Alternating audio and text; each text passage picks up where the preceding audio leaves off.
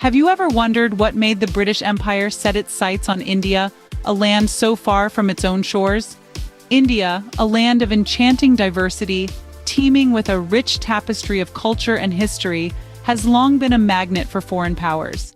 It was not just the vibrant colors, the tantalizing spices, or the rhythmic dance forms that caught the eye. It was something more substantial, more enticing. A grand treasure chest of natural resources. India was a land of silk, spices, textiles, and precious stones. This wealth, coupled with her strategic location, made her an irresistible lure for the colonial powers of Europe. The 15th century marked the beginning of European expansion into India, with the arrival of Portuguese navigators. Their tales of India's riches spread across Europe like wildfire, igniting a race amongst the powerful nations to stake their claim on this opulent land.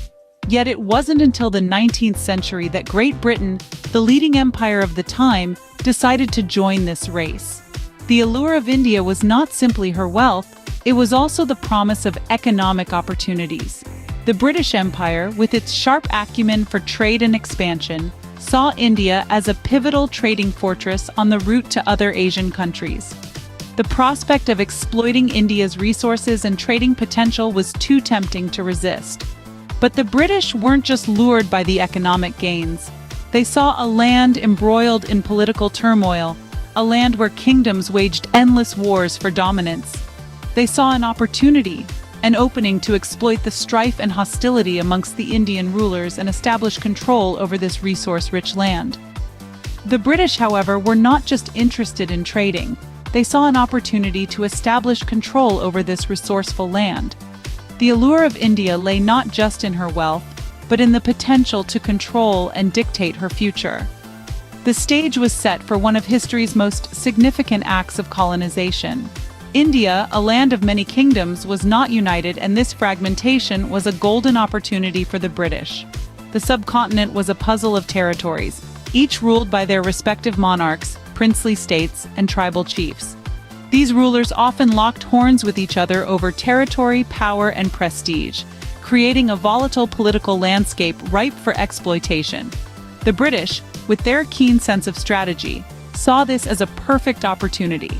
They first set foot in India as traders in the early 17th century, establishing the East India Company. But their ambitions were not limited to commerce. They had their eyes on the bigger picture, the vast riches and immense power that control over India could yield. So, they shifted gears from being mere traders to becoming political players. They started by aligning themselves with certain Indian rulers, offering military support and protection in exchange for trading rights. This was a tactic known as subsidiary alliance, a clever strategy that allowed the British to extend their influence without resorting to outright conquest. As their power grew, the British began to exploit the rivalries among Indian rulers, fanning the flames of discord. They would support one ruler against another, then switch sides when it suited their interests. This strategy of divide and rule was a masterstroke, allowing the British to take control of vast territories with little resistance. Eventually, the British East India Company transformed from a commercial enterprise into a sovereign power. The company's private army, larger than those of most Indian rulers, enforced its rule. Territories were annexed, rulers were dethroned, and gradually, the map of India began to bear the imprint of British colonial rule. As the British tightened their grip, they introduced administrative and legal reforms, reshaping India's institutions to mirror their own. But these changes were not for the benefit of the Indian people. They were tools of control, designed to consolidate British power and extract India's wealth. The British Empire skillfully played on these divisions, and thus began the era of British colonial rule in India. What started as a commercial venture soon morphed into a full-fledged colonial project, one that would leave an indelible mark on the history of India and the world. The British weren't content with just ruling, they wanted to reshape India in their image. As the 19th century dawned, the British began to impose their own socio-cultural norms on India, marking a significant shift in the dynamics of colonial rule. The British introduced infrastructural changes on a scale never seen before. They constructed roads and buildings, laid down railway tracks, and established post and telegraph systems. These changes, while transformative, were not primarily aimed at improving the lives of the Indian people.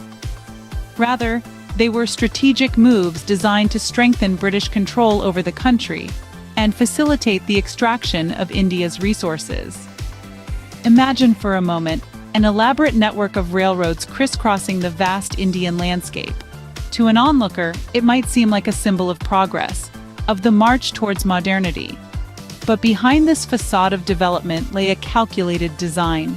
The railroads were not constructed to connect people or foster growth. They were built to speed up the transport of goods, to make the process of exploitation more efficient. Similarly, the British imposed their own educational system, erasing centuries-old traditional learning methods. English became the medium of instruction, pushing indigenous languages to the brink of extinction. The aim was not to enlighten, but to anglicize, to create a class of Indians who were Indian in blood and color, but English in taste, in opinions, in morals, and in intellect. The British also introduced their legal system, replacing the diverse traditional legal systems that had been in place across the subcontinent. The new laws were not designed to ensure justice for the Indian people. They were tools of control, wielded to maintain order and suppress dissent. The sociocultural changes were so profound that they permanently altered the fabric of Indian society. The British had not just colonized a country, they had transformed its very identity, turning it into a mirror of their own image. The British rulers had turned India into a puppet state, functioning for the benefit of the empire. They had imposed their rule, their culture, and their way of life on a land that was not their own, casting a long shadow that continues to shape India to this day. With control over India's economy, the British Empire didn't shy away from exploiting its resources for their own interests. Under the guise of modernization and progress, the British introduced a system of exploitation and harassment that was far removed from the well-being of the Indian population.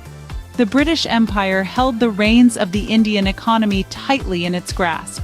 Its primary focus was to extract as much wealth as possible from the subcontinent, turning it into a proverbial cash cow. This meant that the economic policies were crafted with the sole intention of benefiting Britain, often at the expense of the local economy. One glaring example of this exploitation was the cotton industry.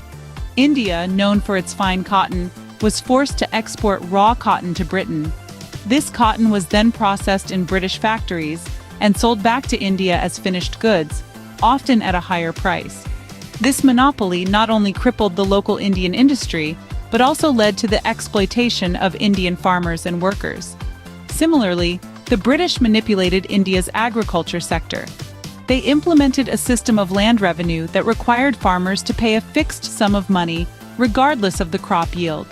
This led to a cycle of debt and poverty for Indian farmers, who were often left with nothing after paying their dues to the British. Moreover, the British also exploited the Indian workforce. They were paid meager wages, and their working conditions were often inhumane.